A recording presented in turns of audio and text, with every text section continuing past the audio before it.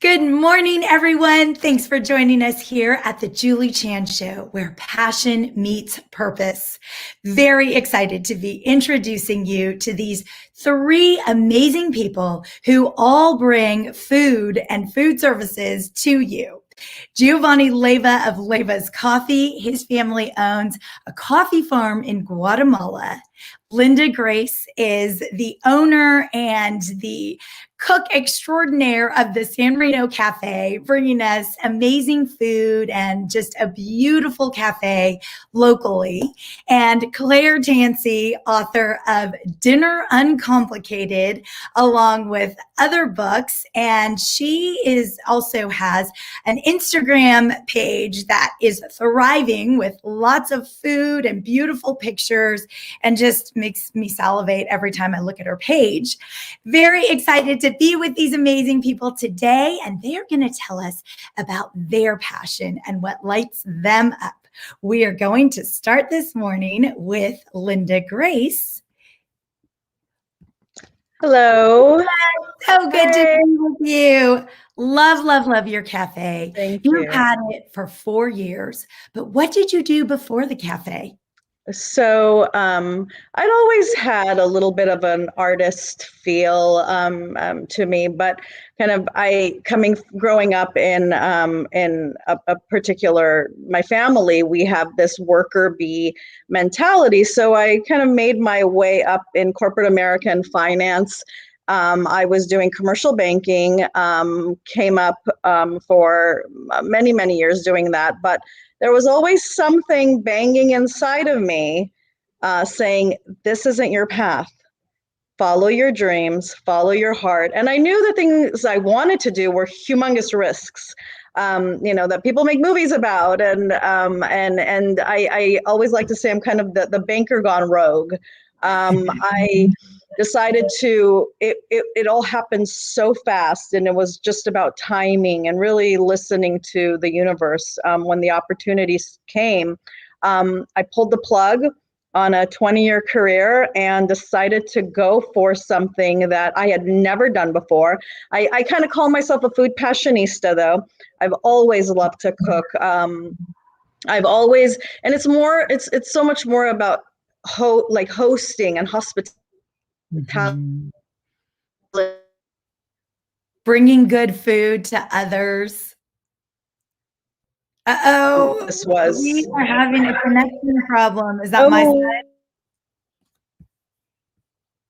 I wonder if that's my side. Let me.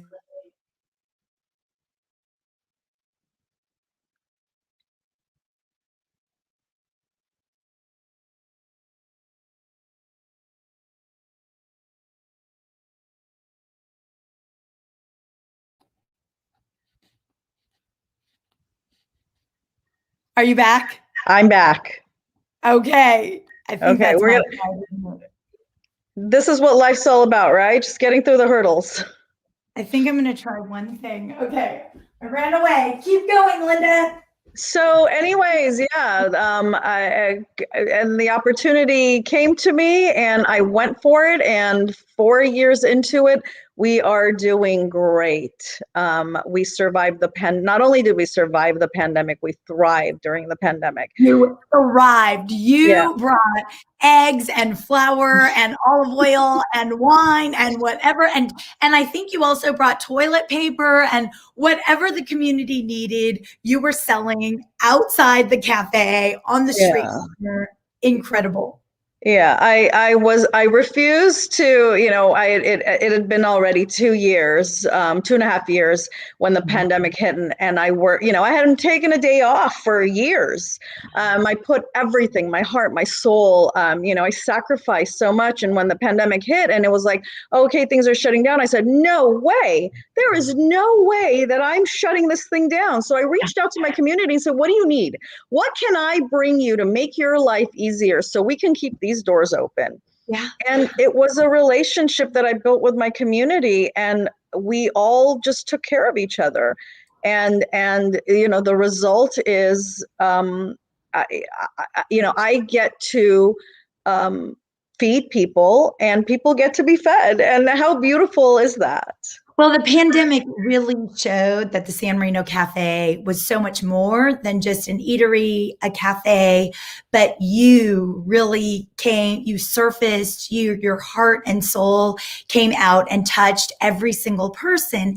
And I believe that comes from a place of passion because you had left this long career to put everything into this cafe, right? I mean, you had mentioned once to me, like, you didn't have money to put gas in the car, but you were going to open this cafe no matter what. No matter what. And it was, I didn't have investors. I didn't have, it was a time in my life where there was so much transition, and I just, everything was kind of against me.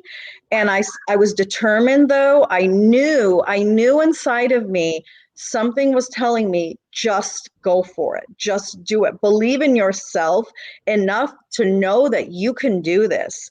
And, a little bit of crazy mixed with a lot of passion goes a long way. Absolutely. And a lot of risk, right? Yes. Taking a lot the of risk. risk and jumping into it. But when you do it with passion and heart and your soul, there's no way to fail because you believe in it. Right. And to really be transparent and to have to look at yourself and ask yourself, I think part of the success is knowing how to fall. If you are comfortable with failing, you will win. And if you can look at yourself and you can peel away your own layers and kind of get to that authentic part of who we are, I think those are the things that propel us, and those are the things that get you out of bed every morning. And you have to do those 15-hour days. You have to be willing to do 20-hour days. You have to be willing to do all of that to really get what you truly desire and what's yours in the world. So when you were making that switch from your 20-year career into this, what do you think is the one thing that just pushed you over? Was it a practice of meditating? Was it just sheer confidence within you? What was it? Without sounding too self-absorbed, it was a sheer confidence in myself. I knew that I needed to prove something to myself for whatever reason that is, right? I had to, and I'm raising daughters, and I wanted to show the girls that I could lecture my kids all day long. It doesn't mean anything. Yep. I wanted them to see mom do what mom wanted to do, what mom was determined to do. And I think that lesson is something that I hope, we don't know. I hope that my girls will take that with them, throughout their entire life, and know that nothing can get in the way from what you want and where you want to go. Absolutely. The beginning of the pandemic, did you have a moment or a day where you thought of just giving up? A viewer's asking. Not at all, not even for a moment. And the minute because the minute you feel like giving up is when it gets so hard and you don't have solutions. When you're kind of in this space where you're like, I can't find a solution, that's when we feel like giving up. I never gave myself that option. I fought and I fought and I fought. And there's a cultural component to this too. I'm Armenian. My grandparents survived a genocide. And I thought, okay, if my grandparents walked through the desert, survived a genocide, were able to thrive in the hosting country that they made it to, I can get through a pandemic. That's right. Congratulations. The San Marino Cafe is a beautiful spot with amazing food. And you are just a wonderful example to the community, to your daughters, to your family, to all of your friends. Thank you, Julie. Thank you. And I love you too. You're the best. Back in a minute. Geovanni, Leiva, so good to be with you. Livas Coffee, and I have mine right here. Okay, my favorite part of this package is that your family photo is on here. I mean, that cannot show more personalization and just family passion and love. I love this. But Thank you you. weren't always working for the family business. So No. tell us where you started and how you got to this.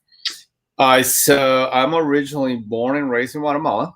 I'm a fourth generation coffee farmer. So my family has been growing coffee for over 100 years and in a small village in Guatemala.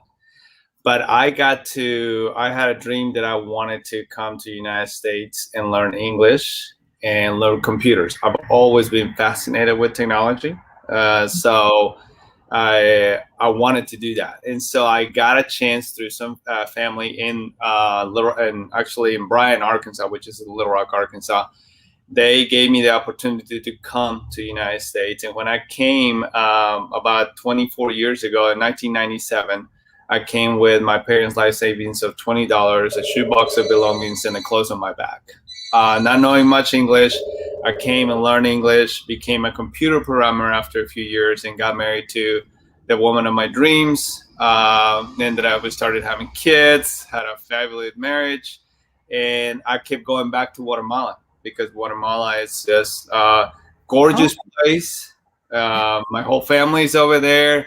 My brother and my sister, my mom, and my dad, and I just missed it. And so I would go home, and every time we would go back to the village because it's absolutely gorgeous, just space overall.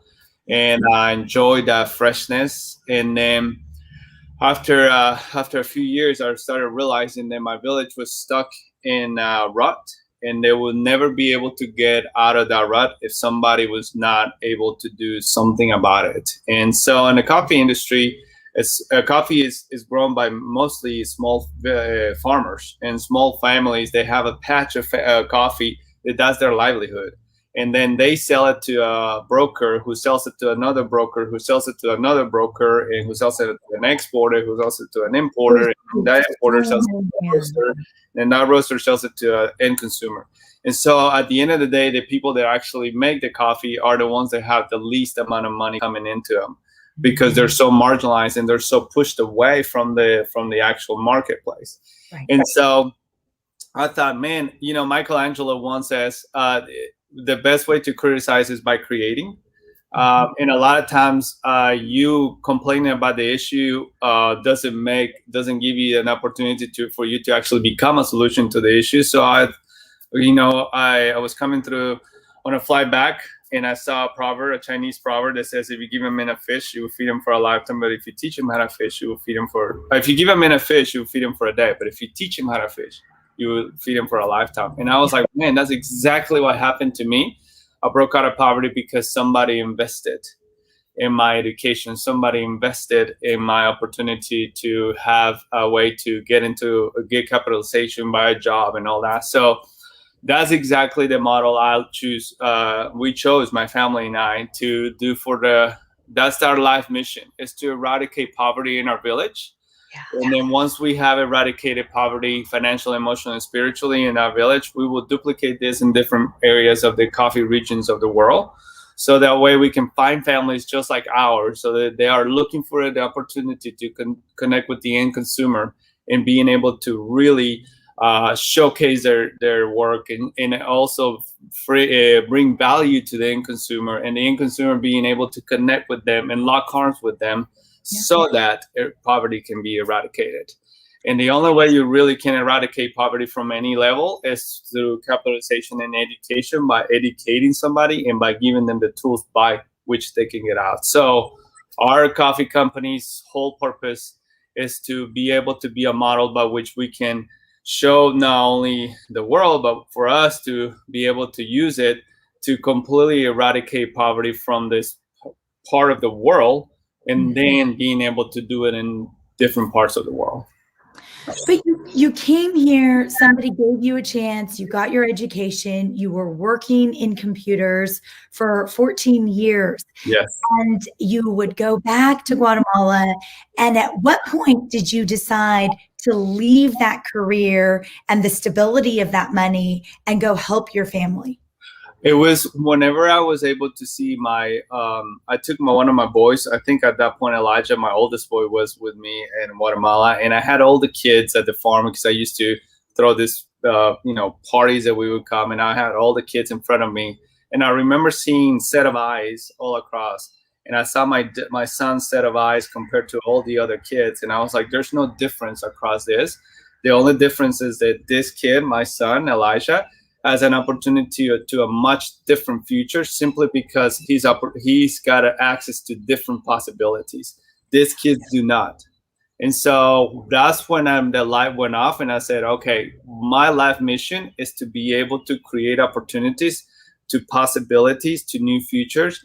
And then what happens after that is I can't take on that, but I can at least create the opportunity and create the sustainability and create the market and create a cycle that we can all be a part of that is actually empowering people rather than enslaving people and rather than keeping them below. And so whenever I was able to see that, that's when I could not go to bed, knowing that I was just going to be another part of going to work and doing something, buying this, buying that, whatever, instead of having the idea that my life was going to count not only for the present, but for the future and for future generations, and be able to know that every day I went to bed, I was going to know that every ounce of energy that I spent that day was going to have ripple effect on thousands of people, not only in the present, but on the future. And to me, great vision. Right. That's how you change the world. You change the circle of influence that you have. And so by me changing my circle of influence, I'm allowing somebody else to change their circle of influence. And then the world changes like that.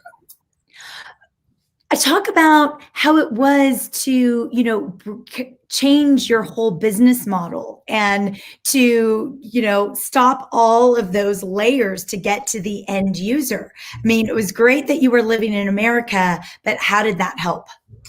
Well, what's interesting about that is so I was thinking, okay, so how do I make this happen, right? Because you're talking about two different countries, thousands of miles away. There's so many systems involved. There's so many people involved. How is this going to play out? And so the way I thought of it is, what if I was able to virtually bring the farmer to America and for me to be able to exchange with them directly? If I was to open a coffee shop, if I was to do something with coffee, how would I go about that?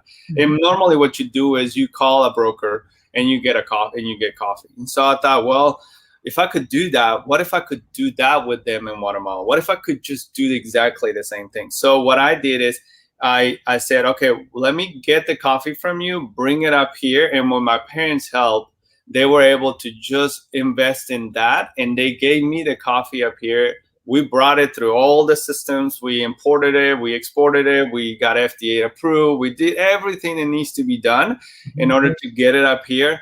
And then we sell it. And then we were able to start, okay, so that's how you do it. And now we pay them as if they traded directly into America. So that completely changed the dynamics of how the financial aspect changed. Because to me, if I was building a business here, it made no difference to me financially, but it would just completely empower them. And now on top of all the sales that I do over here, roasted coffee, we invest 10% directly back into the village.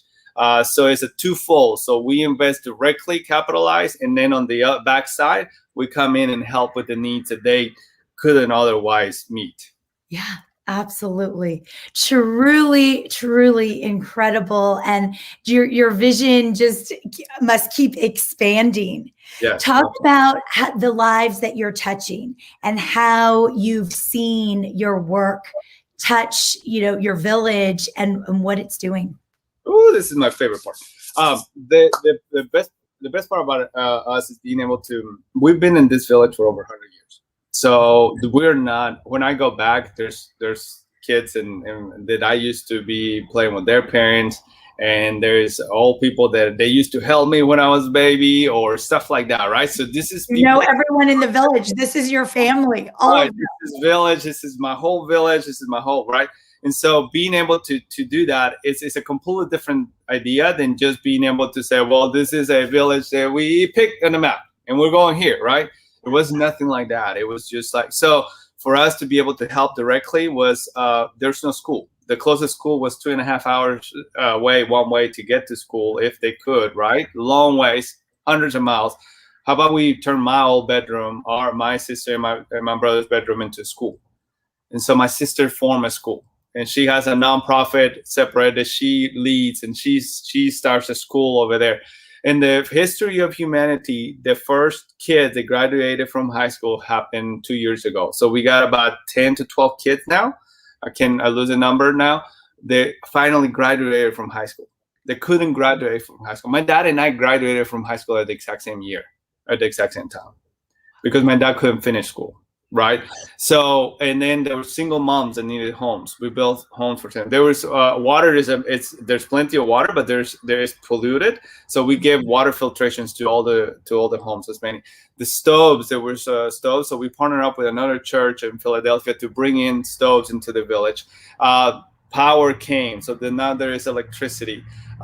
We were able to work with another church in Little Rock and help them to bring pipe clean water to a central location, so they don't have to go and find water somewhere else. So we've been able to just find little tangible ways that we know that people are needing to help, and we just provide, or we don't necessarily give, but we actually empower people. And that's why in my world, empowerment is such a big part of everything, because empowerment to me looks like somebody you picking up, he's needing support, and you pull them out, and then you stand them up and you push them away. That's what I think we need to do as society. Instead of keep feeding and keeps just putting, not that feeding is bad, but just keep putting a bandage, being able to push somebody up and push them their way, and then they go on and create beautiful things. Yeah. Incredible. And I just love your passion for your vision, and that you have such a heart to help everybody in your village, and the foresight to see that your son, who was playing with kids who never had the opportunities that you envisioned for yourself and you created for yourself. You and I have talked before about how you always had these dreams and you could visualize what your life could be.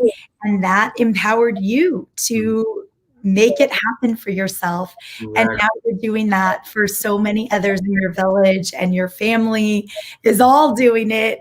Congratulations to you and your entire family. Yeah, thank you. And and not only here in Guatemala, that's part of it, but what we're doing in Little Rock, the jobs that we're creating in Arkansas, the jobs that the services that we're providing to the people in Arkansas, because coffee deteriorates the moment it gets roasted. Well, we roast the coffee 48 hours before we ship it to your door. So we are helping people get a much better experience of coffee, and being able to do it in a way that we control the moment that the coffee goes into the ground, the moment it goes into your cup. So that is also an amazing part of what we do here in the States, and we get to ship it throughout the entire country. So we have that subscription basis, and that you get to get it on a weekly, monthly, whatever basis, so that way I'm creating value for you, and you're getting to enjoy an amazing cup of coffee that is breaking cycles of poverty in my home country, but are also providing a service to you here. And it definitely does taste so good and so fresh. And I can smell it right now. And I love that. I love the smell of coffee. And you know when it's fresh. Yes. And you and I talked about, is it going to taste acidic? And I don't like this taste. I was telling you all the things I didn't like. And I was like, this is a fresh, good, genuine cup of coffee. And that is so appreciated, because we all want authenticity in Absolutely. People, and especially in the food we eat, coffee we drink. Thank you. Thank you. I'll have you back in just a minute. Claire, so good to be with you. So great to Claire, be here. Lots of bookshelves behind you. You come from a long career in journalism, and food journalism specifically. But you decided to leave your day jobs and go all in with your whole food Instagram page. You're an author. Talk about what led you to go and do this all for yourself and create what you wanted. I had been working, I was the food director at a huge national magazine, running a great big test kitchen. It was really my dream job. It truly had been my dream job, the job I had really worked towards my whole career. And I was in it for 6 years. And it was sort of my dream job until it wasn't anymore. And it was, I started feeling the constrictions of being in a corporate world. And that became hard for me. And so I decided to leave the corporate world and to start my own business, so that I could work for myself and so that I could work my own terms. And that was 2016. The business has evolved 100 times since then, and probably 50 times just in the last year. But every day feels like, it definitely feels like the right decision. Yeah. And a new day and a possibility for you to create what you envision, right? So very interesting. So you were working and you loved it. It was your dream job until you say it wasn't. And how was that journey of realizing this isn't what I want to do? I want to go follow my own passion and create, my own vision. But that's hard, right? And for a lot of people, making that leap is really tough. So what got you through that? Something that really helped me was I did a really short program about learning what my motivated abilities are. So, there are lots of these kind of career and personality programs you can do. But I happen to be the daughter of somebody who does that for a living. So my dad actually and I did his program together. And he helped me to understand that there were some key motivated abilities that I had that were absolutely not being utilized in my corporate world job. And so I sort of had to, I kind of think of it like a Lego structure. Like I took apart this Lego structure. I had all these blocks, and then I tried to figure out how I could put them together in a different shape. I spent a year of coffees. I would have coffee with anybody who would talk to me, get their advice, try to take the temperature of what was happening in the food world, in the journalism world, how I could put them together. And I just sort of first of all, I had to switch to decaf. Don't worry, Geovanni, I'm back on regular coffee. I was drinking decaf too. Yeah, it's good. And I finally, at the end of it all, I realized one of my motivated abilities is actually working for myself, not answering to anybody else, which is a huge leap. That is truly jumping off the cliff. And I really understood that I needed to start my own business, and I kept putting it off and putting it off. I was so nervous. I don't come from money. I'm not married into money. I don't have a huge safety net. I live in a great country. However, I knew that this was all going to be on my shoulders. And I was trying to get into my office one day, and my pass card didn't work. And I leaned against the brick wall outside of this huge building, and I just burst into tears. And my best friend, who also happened to work in the office, she came and got me, and she said, "Oh, honey, this is it. It's time." And that was it. I resigned that day, and 2 weeks later, I started my own business. Congratulations. Wow. All thanks to the key card not working. You know what? Sometimes the universe sends you these messages, and it would be an absolute lie to say it's been a smooth path or it's been like 100% positive the whole time. But knowing in my heart that I didn't want to work in the corporate world anymore, and that I really wanted to work for myself and to be able to connect with my readers and my students on a more direct level, that really drove me forward. Yeah.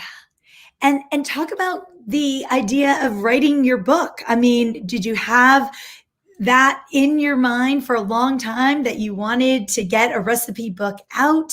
And how did you go about that? Like, how did you push forward? I knew that because I'd been working in what's called a women's service magazine. So, one of those women's magazines got a bit of beauty, health, fashion, bit of food. So I had been connecting with home cooks for many, many years already about food. And I knew that dinner felt hard for most people. It really can feel really hard to make dinner. I love dinner, and I love making dinner. And I really feel like in my little family, dinner is the best part of our day. It's something we do together every day. But It is so simple. It is super, super simple. I am not doing fancy, complicated stuff. And so that's why I wanted to put all those recipes, those really straightforward, simple recipes into a book. So my first book is called Uncomplicated and it's exactly that. It's just an easier way to get dinner on the table without the stress, without the kind of heartache. And I reverse engineered it so much. I realized that there are 5 roadblocks that most home cooks face, but that there are 5 incredible benefits that a regular homemade dinner can actually bring into your life. It actually will make you happier and healthier in every aspect of your life. So I had a great time writing my first book, and the readers in my first book came out in 2018. And the readers of that book responded the most enthusiastically to those dinners, absolutely dinners. And so my second book, which is called Dinner Uncomplicated, is exclusively dinner. So it's exclusively easy ways to get dinner on the table. No culinary education required, no fancy gadgets, no fancy ingredients. It's uncomplicated.